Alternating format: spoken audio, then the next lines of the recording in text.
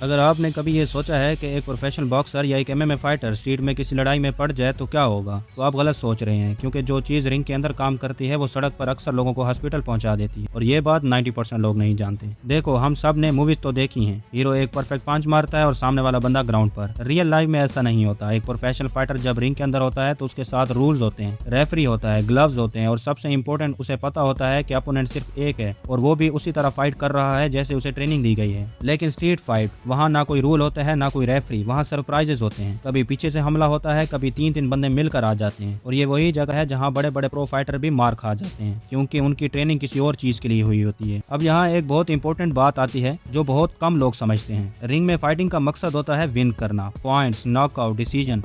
लेकिन स्ट्रीट में फाइटिंग का मकसद होता है सरवाइव करना, और ये दोनों चीजें बिल्कुल अपोजिट माइंडसेट मांगती हैं। एक प्रोफेशनल फाइटर का ट्रेनिंग पूरा डिसिप्लिन और कंट्रोल बेस्ड होता है। वो अपना स्टेमिना बचाता है, कॉम्बिनेशन यूज करता है, डिफेंस रखता है, क्योंकि उसे मालूम है कि मैच 3 से 5 राउंड तक चलेगा। लेकिन स्ट्रीट फाइट में अक्सर सब कुछ 10 से 15 सेकंड में खत्म हो जाता है। या तो आप निकल गए या आप फंस गए। ये वो जगह है जहाँ असली मर्द वो नहीं होता जो सबसे ज्यादा पंच मार सके। असली समझदार वो है जो पहचान ले के फाइट जरूरी है या नहीं। जैसा कि कहा जाता है कि एक प्रोफेशनल फाइटर को पता होता है कि कैसे लड़ना है, और वहीं एक समझदार इंसान को पता होता है कि कब नहीं लड़ना। अक्सर लोग यहाँ गलती कर देते हैं। वो सोचते हैं कि कॉन्फिडेंस का मतलब है कि हर बात का जवाब देना, हर छोटी बात पर खड़े हो जाना। लेकिन रियल कॉन्फिडेंस वो है जो बिना कुछ साबित किए चलकर निकल जाए, क्योंकि स्ट्रीट में आप नहीं जानते कि सामने वाले के पास क्या है। नाइफ हो सकती है, गैंग हो सकती है, या फिर वो इंसान इतना पागल हो कि उसे दर्द का एहसास ही ना हो। इसका एक और पहलू भी है जो बहुत लोग मिस कर देते हैं, अवेयरनेस का। प्रोफेशनल ट्रेनिंग आपको सिर्फ पंच मारना नहीं सिखाती, बल्कि सिचुएशन को पढ़ना सिखाती है, बॉडी लैंग्वेज देखना, डिस्टेंस मेंटेन करना,